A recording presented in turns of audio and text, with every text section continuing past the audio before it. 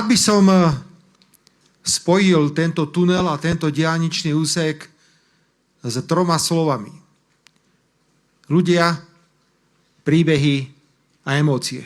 Tak pod Strečnom, a opravte ma, čo sa vyznáte v doprave, každé ráno prechádza, alebo každý deň prechádza 20 000 vozidiel, z toho štvrtina nákladných, tak si všetci vieme predstaviť, aká to bude obrovská úľava pre tento región a pre ľudí, ktorí tadiaľto cestujú. Ja chcem osobitne vyzdvihnúť predstaviteľov Ministerstva dopravy a Národnej diaľničnej spoločnosti. To znamená stavať cesty, stavať diaľnice, stavať železnice.